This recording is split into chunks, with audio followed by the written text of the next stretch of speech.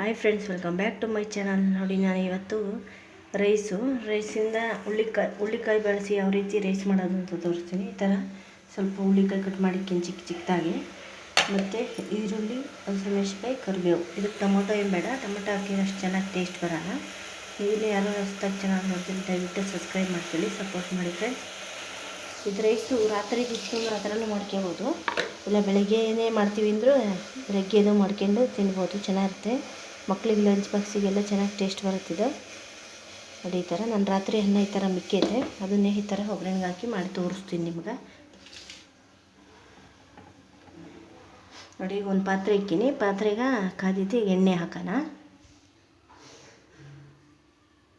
ನೋಡಿ, ನಾನು ಆಯಿಲ್ ಹಾಕಿದ್ದೀನಿ, ಆಯಿಲ್ 3 ಸ್ಪೂನಷ್ಟು ಆಯಿಲ್ ಹಾಕಿದ್ದೀನಿ. ಆಯಿಲ್ ಜಾಸ್ತಿ ಬೇಕಿದೆ, ಸ್ವಲ್ಪ ಜಾಸ್ತಿ ಇದ್ದರೆ ಟೇಸ್ಟು ಅಷ್ಟೇ ಚೆನ್ನಾಗಿ ಬರುತ್ತೆ. ಇದು ಎಣ್ಣೆ ಕಾಯಲಿ, ಒಂದು 5 ನಿಮಿಷ ಎಣ್ಣೆ ಬಿಸಿ ಆಗಲಿ. ಒಂದೇ ಥರದ ಬೇಜಾರ ಇರ್ತಲ್ಲ, ಅವಾಗ ಈ ಥರ ಯಾವ್ದಾರ ಮಾಡ್ಕೊತೀನಿ, ಚೆನ್ನಾಗಿ ಟೇಸ್ಟ್ ಬರುತ್ತೆ. ನೋಡಿ, ಈಗ ಎಣ್ಣೆ ಕಾಯ್ತಾ ಇದೆ.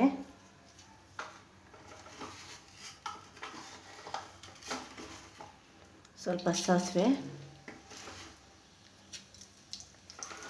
ಹಾಕಿದ್ಮೇಲೆ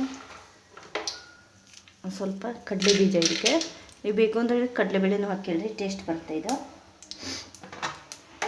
ಅದೀಗ ಕಡಲೆ ಬೀಜ ಹಾಕಿದ್ಮೇಲೆ ಚಟಪಟ ಅಂತಿದೆ. ಸಾಸಿವೆಗಳು ತುಂಬ ಟೇಸ್ಟ್ ಬರುತ್ತೆ, ತುಂಬ ಕಡಿಮೆ ಸಮಯದಲ್ಲೂ ಆಗುತ್ತೆ.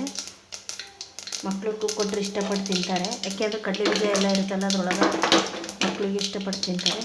ಇದು ಎಣ್ಣೆಯಲ್ಲಿ ಕಡಲೆ ಬೀಜ ಫ್ರೈ ಆಗ್ತಾಯಿದೆ. ಇದಕ್ಕೀಗ ಕರಿಬೇವು ಹಾಕೋಣ.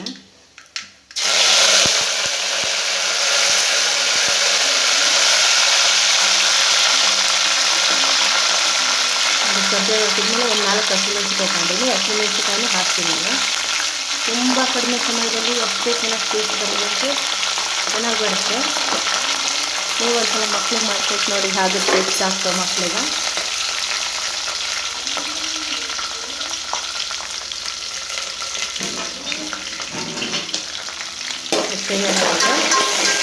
ಒಂದು 5 ನಿಮಿಷ ಕಡಲೆ ಬೀಜ ಹಸಿಮೆಣಸಿನ್ಕಾಯಿ ಎಲ್ಲ ಈಗ ಎಣ್ಣೆ ಫ್ರೈ ಆಗಿ, ಅದು ಇದು ಎಣ್ಣೆಲಿ ಕಡಲೆ ಬೀಜ ಎಲ್ಲ ಫ್ರೈ ಆಗಿದೆ. ಈಗ ಈರುಳ್ಳಿ ಹಾಕೋಣ. ಈರುಳ್ಳಿ ಚಿಕ್ಕದಾಗಿ 3 ಕಟ್ ಮಾಡಿದ್ದೀನಿ ನಾನು. ಮಕ್ಕಳಿಗೆ ಚೆನ್ನಾಗಿ ಸ್ಪೆಷಲ್ಸ್ ಮಾಡಿಕೊಡಿ, ಚೆನ್ನಾಗಿ ಲಂಚ್ ಬಾಕ್ಸಿಂದ ಬೇಜಾರು ಒಂದೇ ಥರ ತಿಂದಾಗ ಈ ಥರ ಮಾಡ್ಕೊತೀನಿ, ಚೆನ್ನಾಗಿ ಟೇಸ್ಟ್ ಬರುತ್ತೆ. ವೆರೈಟಿಯಾಗಿ ಮಾಡ್ಕೊಂಡು ತಿಂದರೆ ತಾನೇ ಟೇಸ್ಟ್ ಗೊತ್ತಾಗೋದಿಲ್ಲ, ಯಾವ ಥರ ಮಾಡ್ಬೋದು ಏನು ಅಂತ. ನೋಡಿ, ಈಗ ಈರುಳ್ಳಿ ಹಾಕಿದ್ಮೇಲೆ ಒಂದು 5 ನಿಮಿಷ ಈರುಳ್ಳಿ ಕಲರ್ ಬರಲಿ ಸ್ವಲ್ಪ ಎಣ್ಣೆಲಿ. ಸ್ವಲ್ಪ ಒಂದಿಷ್ಟು ಉಪ್ಪು ಹಾಕೊಂಡು ನಾವು ಬೇಗ ಫ್ರೈ ಆಗುತ್ತೆ.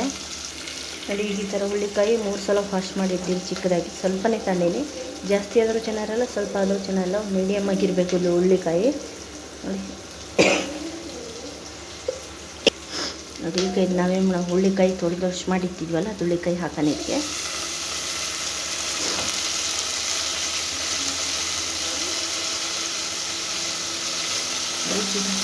ಮಿಕ್ಸ್ ಮಾಡಿದ್ಮೇಲೆ ಇದು ಎಣ್ಣೆಲಿ ಫ್ರೈ ಆಗಬೇಕು. ಹುಳ್ಳಿಕಾಯಿ ಎಣ್ಣೆಲಿ ಫ್ರೈ ಆದಮೇಲೆ ಒಂದು 5 ನಿಮಿಷ ಫ್ರೈ ಆಗಲಿ ಎಣ್ಣೆಲಿ. ನೋಡಿ, ಈಗ ಇದು ಹುಳ್ಳಿಕಾಯಿ ಎಲ್ಲ ಫ್ರೈ ಆಗಿದೆ. ಈಗ ಮಸಾಲೆ ಹಾಕೋಣ ನಾವು. ಆಗಲೇ ಒಂದು ಅರ್ಧ ಸ್ಪೂನಷ್ಟು ಉಪ್ಪು ಹಾಕಿದ್ದು, ಇನ್ನೊಂದು ಅರ್ಧ ಸ್ಪೂನಷ್ಟು ಹಾಕೋಣ. ಮತ್ತು ಒಂದು ಸ್ವಲ್ಪ ಅರಿಶಿನ, ಸ್ವಲ್ಪ ಗರಂ ಮಸಾಲ, ಇದು ಸ್ವಲ್ಪ ಚಿಕನ್ ಮಸಾಲ, ಖಾರದ ಪುಡಿ ಸ್ವಲ್ಪ. ಇದಕ್ಕೆ ಒಂದು ಸ್ಪೂನಷ್ಟು ಖಾರದ ಪುಡಿ, ಯಾಕೆಂದರೆ ನಾವು ಫಸ್ಟೇ ಹಸಿಮೆಣಸಿನ್ಕಾಯಿ ಒಂದು 4 ಹಾಕ್ಕೊಂಡಿದ್ದೀವಿ, ಅದರಿಂದ ಒಂದು ಸ್ಪೂನಷ್ಟು ಖಾರದ ಪುಡಿ. ಪಟ್ಟ ಅಂತ ಚೆನ್ನಾಗುತ್ತೆ ಹುಳ್ಳಿಕಾಯಿ ರೈಸ್ ಇದು.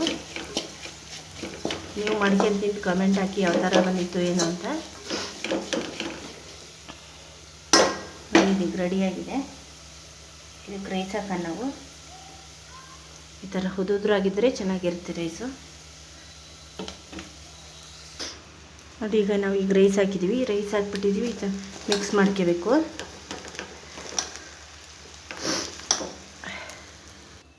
ನೋಡಿ, ಈಗ ಇದೆಲ್ಲ ನಾನು ಮಿಕ್ಸ್ ಮಾಡಿದ್ದೀನಿ, ಈ ಥರ ಬಂದಿದೆ. ರಾತ್ರಿದೇ ಆಗಲಿ ಬೆಳಿಗ್ಗೆದೇ ಆಗಲಿ ಅನ್ನ ಇತ್ತು ಅಂದರೆ ಬಿಸಿದು ಮಾಡ್ಕೊಬೋದು.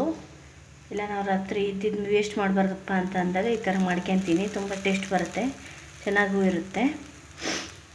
ಅನ್ನ ಯಾವತ್ತೂ ವೇಸ್ಟ್ ಮಾಡಬಾರ್ದು. ನೋಡಿ ಇಷ್ಟೇ ಸಿಂಪಲಾಗಿ ಕ್ವಿಕ್ಕಾಗಿ ಆಗೋದು ಹುಳ್ಳಿಕಾಯಿ ರೈಸು. ಇಷ್ಟೇ ಫ್ರೆಂಡ್ಸ್ ಇವತ್ತಿನ ವಿಡಿಯೋ. ಇಷ್ಟ ಆಯಿತು ಅಂದರೆ ಲೈಕ್ ಮಾಡಿ, ಶೇರ್ ಮಾಡಿ, ಸಬ್ಸ್ಕ್ರೈಬ್ ಮಾಡಿರಿ.